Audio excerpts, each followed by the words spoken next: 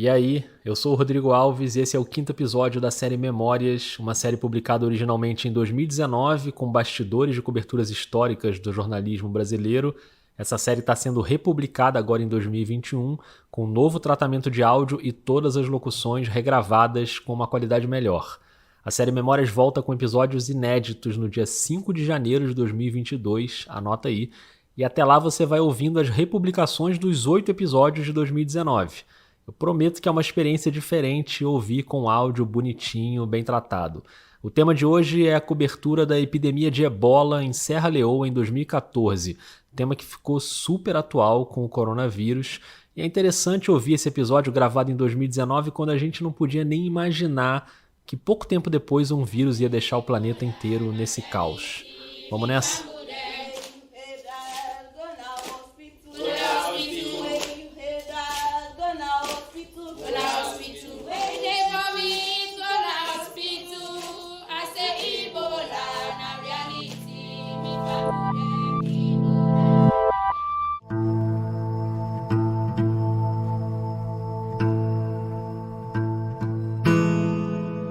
Memórias, uma série do podcast Vida de Jornalista. Aqui a gente volta ao passado para reviver coberturas históricas do jornalismo brasileiro, conversando com quem esteve lá. Hoje a gente retorna até 2014, quando uma epidemia do vírus Ebola matou milhares de pessoas na África Ocidental. A nossa convidada é uma das maiores repórteres brasileiras, a Patrícia Campos Melo, da Folha de São Paulo, que viajou para Serra Leoa e vai contar pra gente como foi aquela cobertura corajosa e muito importante. E aquilo era devastador, porque você imagina assim, um país que os caras não têm dinheiro para comprar luva. Então, os médicos e as enfermeiras estavam morrendo que nem mosca.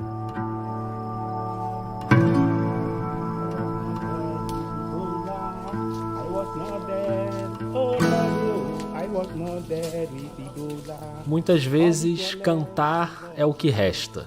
Como esse homem que você ouviu agora, essa é uma cena de um documentário italiano feito pela ONG Médicos com a África, ou as mulheres cantando na abertura do episódio, numa ação humanitária da Comissão Europeia, ou esse som que você está ouvindo agora. É uma gravação da agência France Press com enfermeiros dançando para animar um pouco os pacientes de Ebola num hospital montado pelo Médicos Sem Fronteiras em Serra Leoa.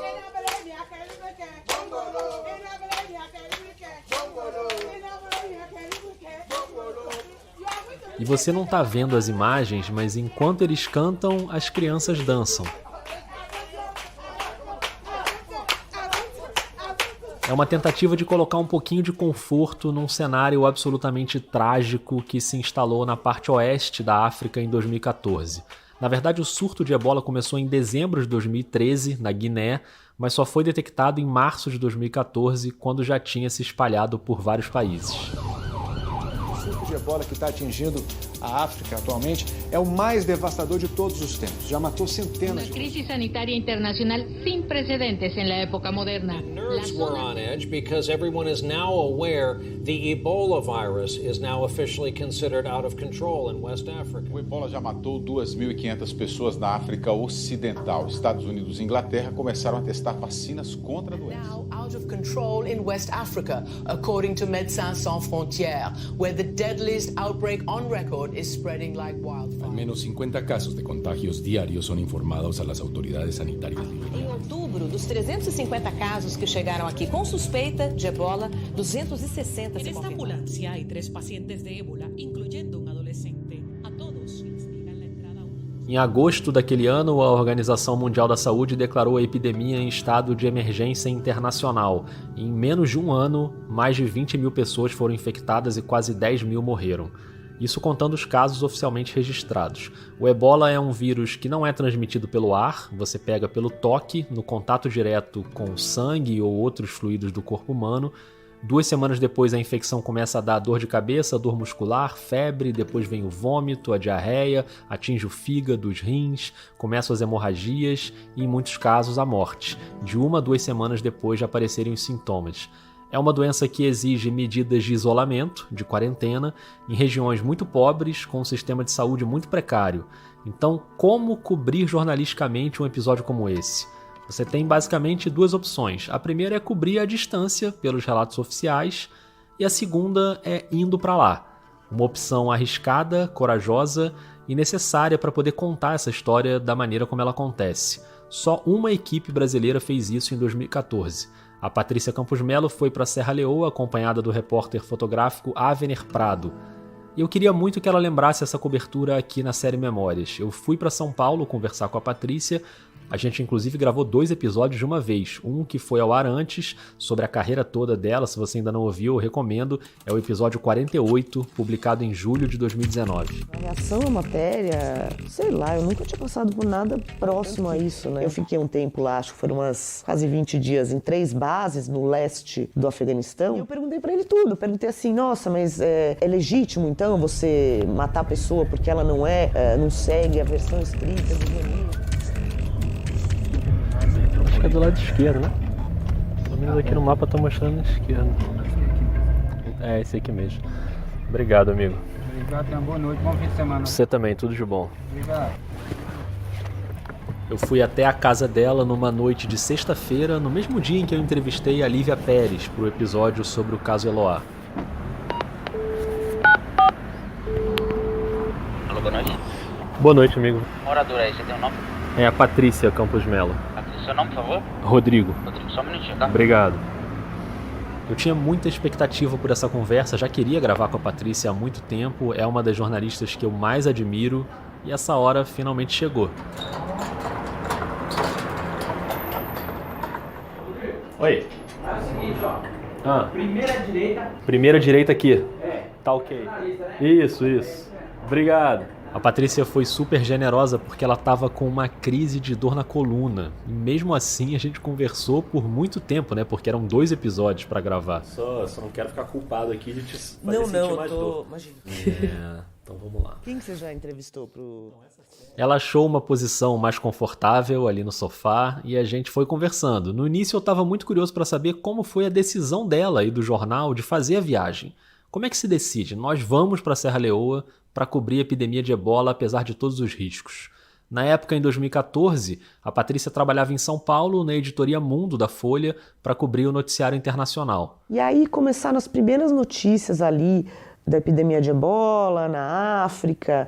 Só que na época era meio... Você sempre tem essa coisa assim, é uma epidemia num país africano, longínquo, tá contida. Então assim...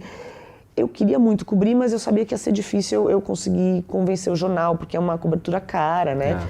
E aí eu comecei a falar com o pessoal do Médicos Sem Fronteiras. Falei, olha, eu tenho interesse porque eu soube que eles estavam construindo um hospital na selva, em Serra Leoa.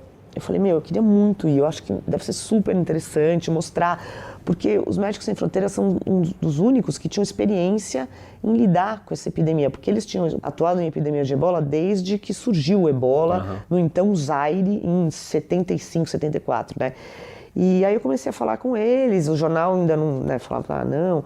Falando. Aí chegou, isso foi meio em junho, e aí a situação piorando, o negócio começou a alastrar, começou a ir para outros países, etc., aumentando o alcance jornalístico da história. Chegou em julho, eu continuei falando com o pessoal do Médicos Sem Fronteiras e eles falaram, olha, o fotógrafo da Folha que procurou a gente, também está interessado, não sei o quê. Eu, claro, vamos unir esforços. Falei com ele, era o Avener Prado.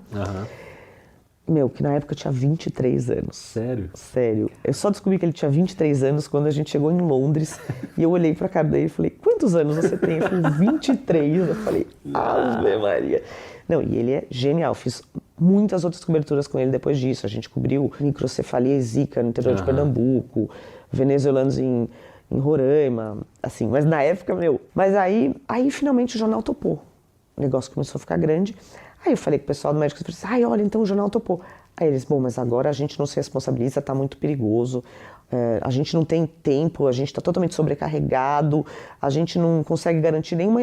No máximo a gente consegue te falar que você conseguindo chegar lá no hospital, no meio do mato, a gente dá entrevista. Mas a gente desaconselha vocês a irem, porque tá muito perigoso. Só que aí, Aí eu faço uma pausa para convidar você que está ouvindo para o primeiro exercício desse episódio. Você, como jornalista, o que você faria? Você conseguiu convencer o jornal depois de várias tentativas, mas os Médicos Sem Fronteiras recomendam que você não vá. E aí? Aí a gente já ia, né? Já era, né? Aí já era, já tinha falado com o jornal tinha topado.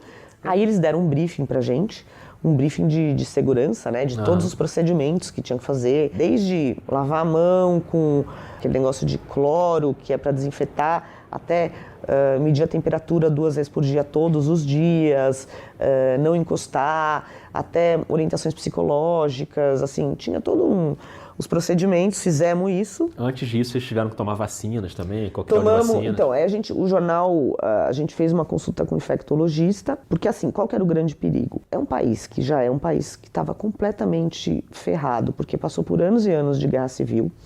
O sistema de saúde é muito, muito precário.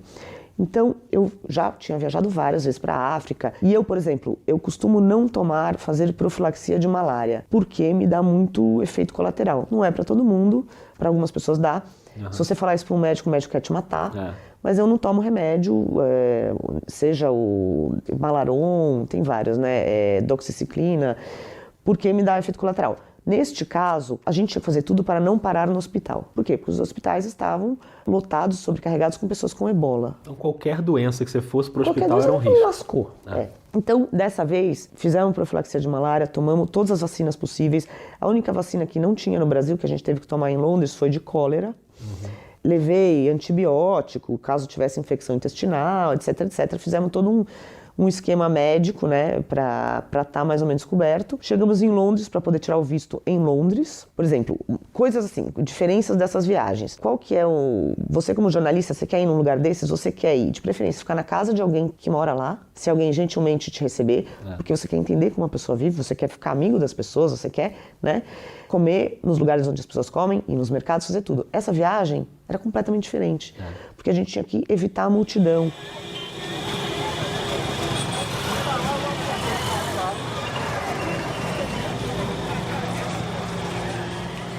Era muito ruim, assim, é uma cobertura muito complicada.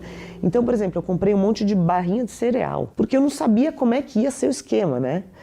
Normalmente, eu, aliás, adoro, né, conhecer a comida e comer a comida da região, etc. Então, eu fui numa loja de 1 pound, comprei um monte de barrinha de cereal, a gente fez ali um estoque. E aí tinha pouquíssimos voos, porque todas as companhias aéreas tinham cancelado voos. Só tinha uma que ainda estava voando, que era Air Brussels, só tinha passagem de executiva. O jornal teve que pagar uma passagem de executiva. Acho que foi uma das únicas vezes na vida que eu viajei de executiva. E aí nós fomos.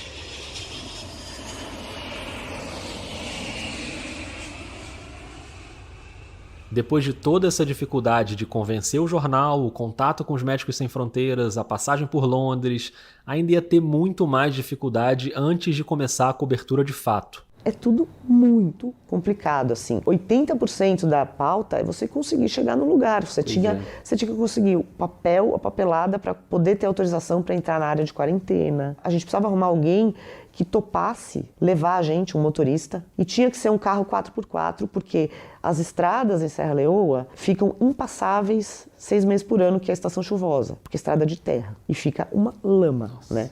A gente chegou, inclusive, a passar um putz perrengue por isso, né? Porque nosso carro atolou, ficamos sem carro. A gente está tentando chegar no Hospital dos Médicos Sem Fronteira, em Kailahun, que é o centro de tratamento de ebola, aqui em Serra Leoa. Estamos na estrada, isso tudo aqui é área isolada, está tudo sob quarentena. O carro atolou, conseguimos fazer um telefone funcionar, ligamos para o posto militar que tem lá na cidade para ver se alguém vem rebocar a gente. Então, assim, só para a gente conseguir a autorização já foi uma burocracia infernal, né? Aí finalmente conseguimos a autorização, conseguimos um cara para levar a gente, um cara que topou, que era o Baio, que depois eu voltei para lá, né? Eu voltei para lá no ano seguinte. 2015, com a Plan International, que é uma ONG super legal, que estava ajudando órfãos, porque você tinha vários órfãos que os pais tinham morrido de ebola.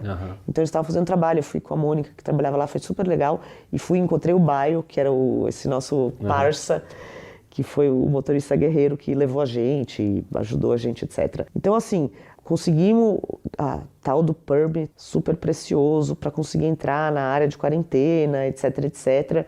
Achamos o bairro, porque alguém indicou alguém, nananana.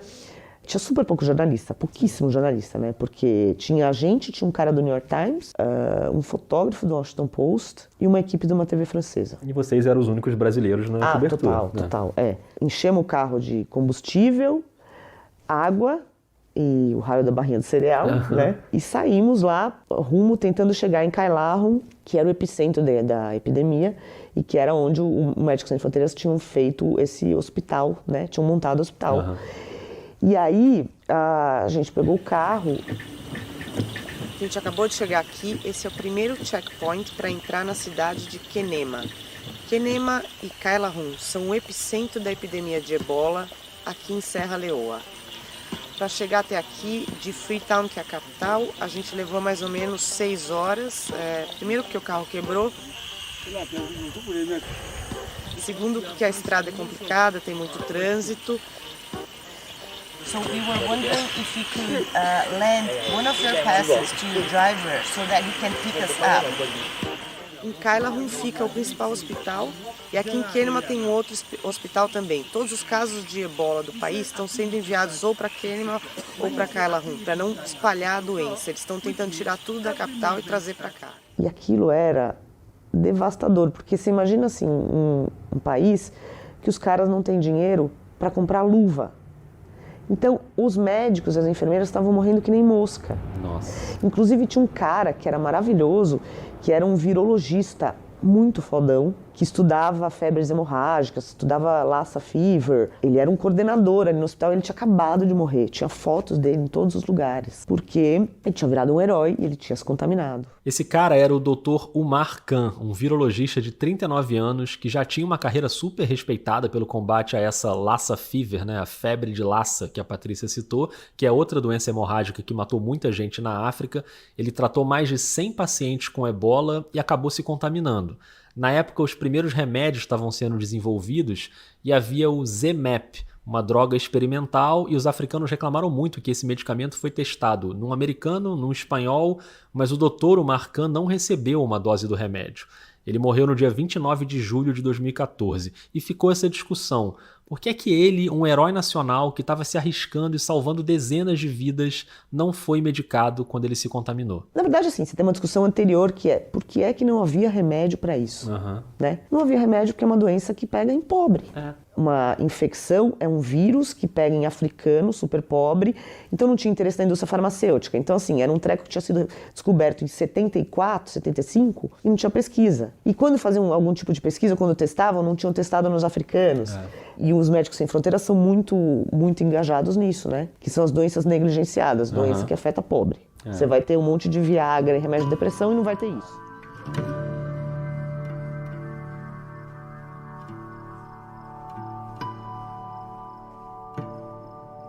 Essa população negligenciada foi o principal motivo que levou a Patrícia a viajar para lá. Muita gente questionou essa necessidade de ir para campo e é uma decisão difícil mesmo. A própria Patrícia escreveu um artigo na Folha em 21 de agosto de 2014 com o título Por que estou aqui? E ela trata dessa questão dos remédios que não chegavam para os africanos e quando chegava alguma coisa era dada para médicos americanos. Só depois de muita insistência, 2 médicos da Libéria e 1 da Nigéria conseguiram acesso aos medicamentos. Enquanto isso, a epidemia ia se espalhando. A população não tinha nem informação sobre o que era preciso fazer, o que é que não se devia fazer para não se contaminar, os sintomas, a necessidade de se apresentar no hospital.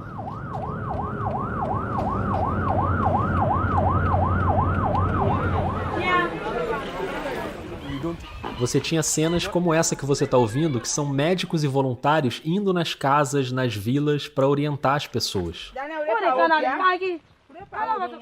Essa cena é de uma reportagem da National Geographic, e ainda bem que isso é um podcast e você não está vendo as imagens, porque são imagens bem fortes de pessoas sendo enterradas, inclusive crianças, no momento em que as famílias começavam a ter consciência daquilo e pelo menos chamavam as equipes para fazer esses enterros.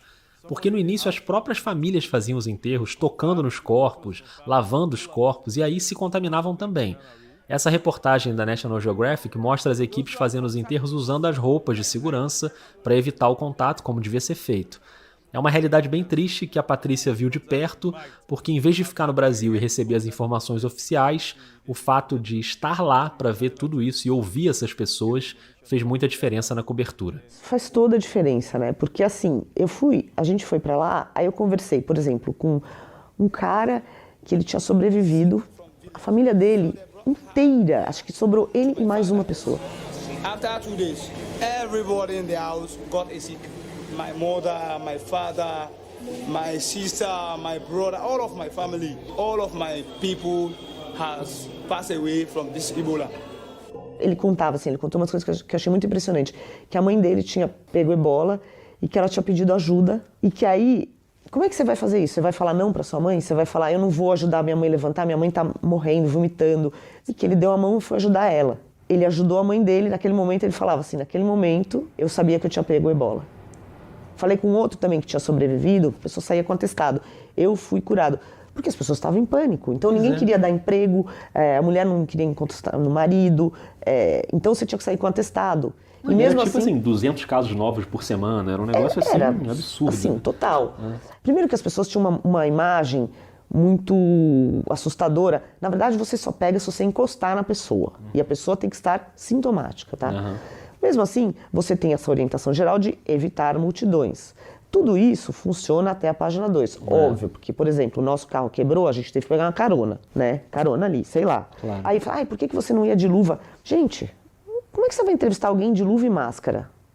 Você é uma pessoa na sua frente, né? Você vai achar o quê? Eu estou com medo dessa pessoa, você tem uma doença. Você não vai entrevistar, ninguém vai falar com você assim. É um preconceito que você está tendo com a pessoa. Então, não, a gente não usava luva, a gente não usava máscara. E como é que você fazia coisas muito simples, como, por exemplo, cumprimentar uma pessoa que você chega para entrevistar? Você não podia fazer isso? Eu não podia tocar na mão da pessoa. Mas isso, todo mundo estava nessa pegada já lá. Inclusive, uma das vezes, quando o nosso carro quebrou e que a gente ficou atolado, sem poder sair num lugar que era super perigoso, porque tinha muitos vilarejos contaminados, e aí vieram uns menininhos super fofos. Cara, era um lugar que não tinha turista, né?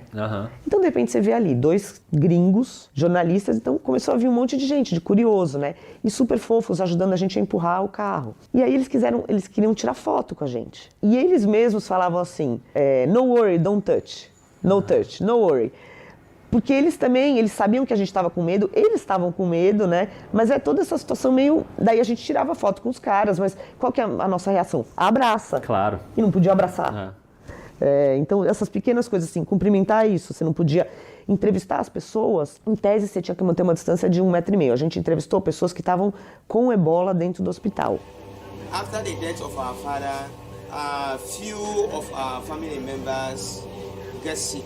Get the virus. Então a gente entrevistava com uma distância de 1,5 metro. Mas é tudo assim, eu sempre me sentia mal de estar com medo das pessoas, sabe assim? Pois é. O que essa pessoa está pensando de mim, que eu não estou querendo chegar perto dela? Exatamente, né? Então era sempre uma situação meio bizarra, assim. Na segunda vez que eu fui, que estava muito mais tranquila a situação, ainda tinha doença, mas estava mais limitada, a gente dormiu na casa das pessoas, foi outro país, foi outra coisa, assim. Agora, pra gente dar uma respirada nesse episódio, a Patrícia contou uma cena um pouco mais leve, não sei se é mais leve, mas enfim, um momento que mostra como o nosso cérebro funciona e mesmo com tanta dor que ela estava vendo ali, ela se viu diante de um medo bem mais corriqueiro. Eu lembro que a gente teve uma cena que quando a gente finalmente chegou em Kailaon, obviamente não tinha hotel, né? Claro, é um lugar no meio do nada. Então a gente achou uma senhora lá, que emprestou um quarto pra gente, 2 quartos, eu fiquei num quarto, ainda tinha 2 quartos. O Avner ficou no outro, não tinha luz, não tinha nada, você tinha assim um geradorzinho, você carregava o celular, você comprava, era maravilhoso, você comprava uma garrafa de Coca-Cola que vinha com combustível pra botar no gerador pra conseguir carregar só o celular, né? Só funcionava o negócio de o celular de satélite pra gente conseguir mandar a matéria. E aí eu dormindo assim, de repente começa a ouvir um barulho, liguei a lanterna, tava lotado de barata no chão. Nossa. Lotado. Aí naquele momento, aí eu vou lá, bato no Avner e falo assim, Avner, pelo amor de Deus, tem dezenas de baratas no chão. Ele gritava, a gente está no meio da bola, você está preocupada com a barata. Falei, vai além de mim. Essas coisas... Então é isso. Se você não mantiver a calma e o bom humor, cara... Não adianta. Aliás, esse é um bom momento para a gente entrar num tema que tem sido recorrente aqui na série Memórias, e eu mais uma vez chamo você para fazer esse exercício comigo. O quanto é possível controlar a questão emocional. E não que seja obrigatório nem recomendável deixar a emoção totalmente de lado. A gente já conversou muito sobre isso aqui no Vida de Jornalista, sobre a subjetividade e o envolvimento do repórter com a pauta, com os personagens, mas claro que tem também uma questão técnica do exercício da profissão. Eu queria saber como a Patrícia equilibrou esses dois lados em Serra Leoa. Eu acho que assim, tem uma coisa, você não desliga dessa realidade, mas você tem uma adrenalina do eu preciso conseguir chegar no lugar, encontrar as pessoas e falar com as pessoas. Então, por um lado, você tem essa adrenalina, porque tudo é muito difícil e muito complicado. Eu tento muito isolar. Tem horas que é impossível. Por exemplo, quando eu entrevistei na Síria os avós do Alan Kurdi, do menino que morreu. O Alan Kurdi é aquele garotinho sírio de camisa vermelha, daquela foto que chocou o mundo, né, dele morto, deitado de bruços na praia, na crise dos refugiados na Europa. A Patrícia foi até a Síria para contar a história da família dele, acabou descobrindo outras histórias por lá, que renderam até um livro. Ela fala sobre isso no episódio 48, se você quiser buscar aí, mas a pauta inicial era encontrar os avós do Alan Kurdi. Eu chorei. Eu me senti péssimo, que eu acho um desrespeito com a pessoa, né? Porque assim, a pessoa, o sofrimento é da pessoa, a pessoa, aquilo é a vida dela. A gente tá lá de passagem, né? Então, você meio que se contaminar e você chorar e você assim, eu acho meio desrespeitoso até, racionalmente pensando. Entendi. Às vezes não dá pra controlar. Então, o que aconteceu comigo é, eu tenho, às vezes nessas coberturas, eu volto pra casa e eu tenho aí uma ressaca emocional, uma ressaca moral que eu fico doente. Até somatizo, assim. Porque aí meio que você consegue digerir tudo que você viu, tudo que você passou, né? Quando você tá lá, você tá numa adrenalina de tipo, eu preciso fazer isso aqui, eu preciso chegar nesse lugar, e eu preciso segurar a onda. É como se o teu organismo soubesse, aqui eu não posso ficar doente, eu não posso quebrar. Tipo isso. Vou quebrar depois. Exatamente. Então, muitas vezes nessas coberturas, eu chego em casa e aí eu fico muito mal. Falar em chego em casa, como é que foi o seu retorno de Serra Leoa? Como as pessoas te receberam, você vindo de uma zona de contaminação de ebola? Meu, foi surreal essa parte. Bom, primeiro que começaram a mandar umas cartas pro jornal, né?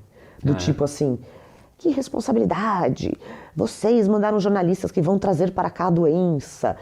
E aí até fiz uma matéria, tinha um cara lá que era do Centers for Disease Control, CDC dos Estados Unidos, que é o lugar de pesquisa.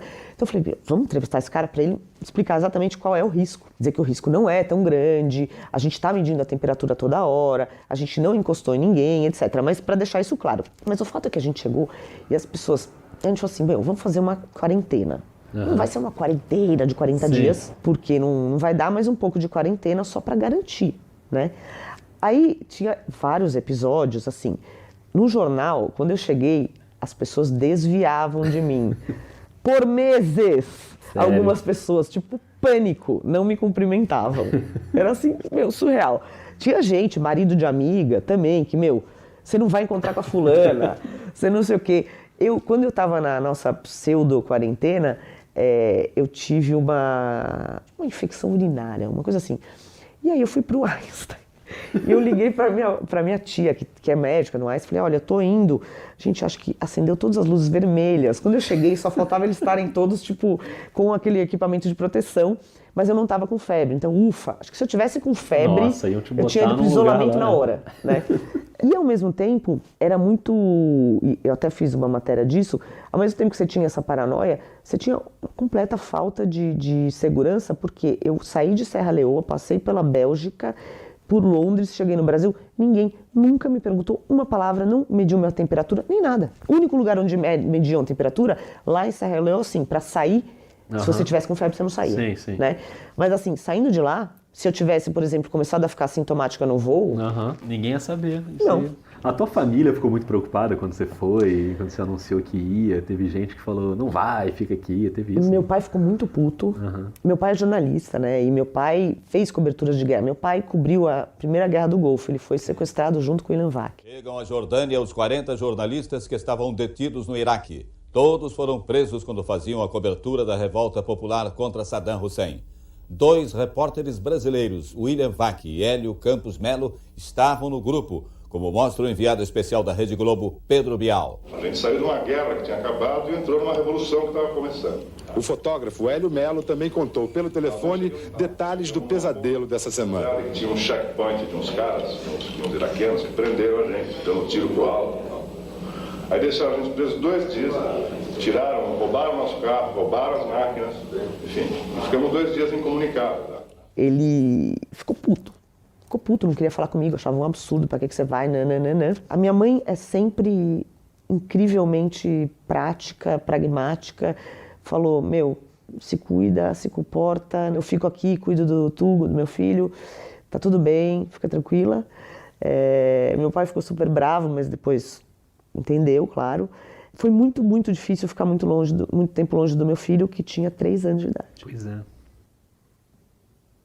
Isso foi muito punk, né? Porque depois que eu cheguei, eu ainda tive que ficar nessa pseudo-quarentena. Sim, sim. E aí você essa quarentena você ficou um tempo sem podia encostar interagir com ele. Imagine se eu tivesse alguma coisa e passasse pra ele. Pois é. Ele me matava. Pois é, que barra, né? Uma cobertura dessas difícil e arriscada. Às vezes, quando a gente lê uma matéria num jornal ou num site, ou vê na televisão, ou ouve na rádio, a gente não se toca do que é que tá por trás daquilo, né? De quanta coisa tá envolvida ali na rotina dos jornalistas. Quer dizer, uma cobertura da epidemia de ebola, claro que a gente sabe que tem um risco que é complicado. Mas ouvindo esses relatos da Patrícia, eu acho que a gente se aproxima mais, né? E tem uma dimensão real do quanto o jornalista se arrisca para contar algumas histórias que precisam ser contadas. E diante disso, eu juro que eu tento não fazer pergunta clichê aqui nesse podcast, mas nem sempre eu consigo. Então eu precisava saber quais foram as lições que a Patrícia tirou daquela cobertura. E ela vai deixar pra gente 2 lições bem relevantes. Tem 2 lados, né? O lado de vida foi mais uma cobertura que me deu uma perspectiva, pra mim, pro Avner. Como a gente é sortudo. Uhum. Simplesmente de ter nascido onde a gente nasceu. Sabe assim? Que é um país que não teve guerra civil, que não teve... Tudo bem, o Brasil tem mega problemas e tem gente... apesar de pessoas dizerem que não existe fome no Brasil, existem milhões de pessoas morrendo de fome e é muito complicado. Agora, assim, esse tipo de cobertura dá uma perspectiva assim, cara, que sorte que eu tenho a gente tem que valorizar muito isso e a necessidade de você ter empatia com essas pessoas. Por isso que eu sempre penso assim... Para entrevistar essas pessoas assim, estão fazendo um favor, cara. Eles estão na situação mais fodida do mundo. Um país que já era muito difícil, pessoa muito pobre.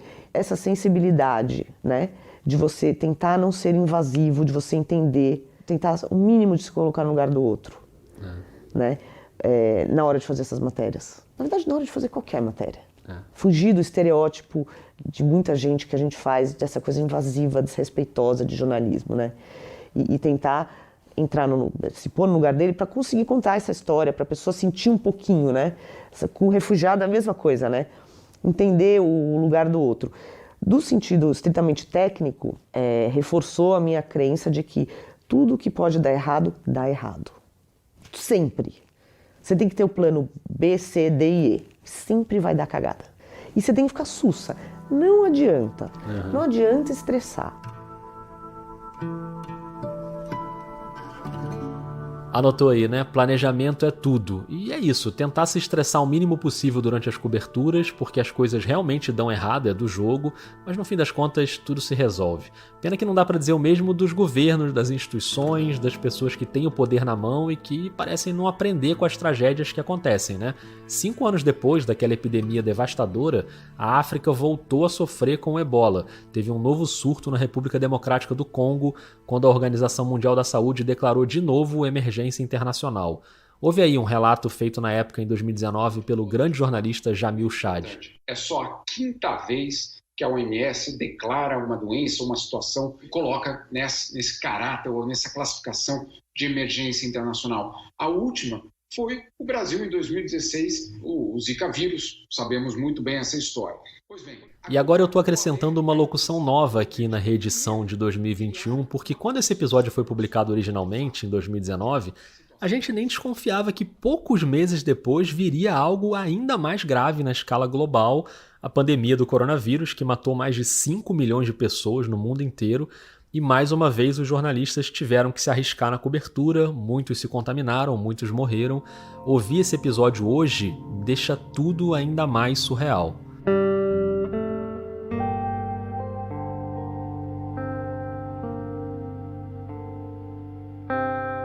Patrícia, muito obrigado. Foi muito obrigada. Incrível ouvir as suas histórias e uma cobertura tão importante assim. Acho que fiquei muito feliz assim de você me receber e dividir essas histórias com a gente. Tenho certeza absoluta que quem ouviu gostou muito de entender melhor as histórias e certeza também de que muita gente que está ouvindo é muito admirador seu, assim como eu sou. Então, muito obrigado. Poxa, eu que agradeço. Acho o teu trabalho incrível. Guerreiro, acho um privilégio participar. Se Obrigada. tem alguém que é guerreiro aqui, é você, né, Patrícia? Não, acho que não, viu? Obrigado. Obrigada. Foi ótimo, incrível. Obrigadão. E assim a gente encerra mais um episódio da série Memórias. Esse foi o 5º capítulo da série e todos eles estão sendo republicados agora em 2021 com um novo tratamento de áudio e locuções regravadas. Tem o Césio 137, o Ônibus 174, a Copa de 70, o caso Eloá. Em dezembro ainda vai ter o acidente com a Chapecoense, a Guerra do Vietnã, além do nosso próximo episódio sobre o assassinato da irmã Dorothy Stang, episódio que foi finalista do prêmio Vladimir Herzog. Ela era uma senhora idosa, de cabelos brancos. Ela era muito firme, aguerrida, porém doce. E tinha um compromisso inatacável com aquelas pessoas, entendeu? Ela era incorruptível. Eles não iam conseguir demovê-la de nenhuma outra forma. Por isso que eles se sentiram obrigados a matá-la. Essa é a Helena Palmquist, que guia a gente no episódio sobre a irmã Dorothy. E lembrando que no dia 5 de janeiro começa a nova leva de inéditos da série. Me conta o que você tá achando das reedições. O Vida tá no Twitter e no Instagram com a @vida_jornalista. Procura também os podcasts da Rádio Guarda-Chuva, Finitude, Rádio Escafandro, Põe na Estante, Dissidentes, Afluente, Pauta Pública, Até que se prove o contrário. Muita coisa boa para você escutar na Guarda-Chuva. Eu sou o Rodrigo Alves e faço sozinho todas as etapas da produção do Vida: a pauta, a pesquisa, a entrevista, o roteiro, a locução, a edição, a sonorização, as artes, a divulgação. E o Vida é um podcast financiado apenas pelos ouvintes. Por causa desse financiamento, inclusive, a nova leva de episódios inéditos vai ter trilha sonora original. Isso vai fazer uma grande diferença.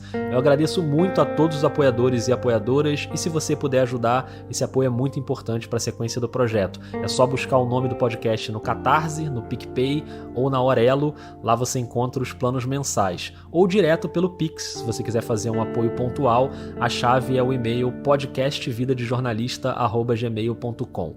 Muito obrigado, um beijo, um abraço e até semana que vem.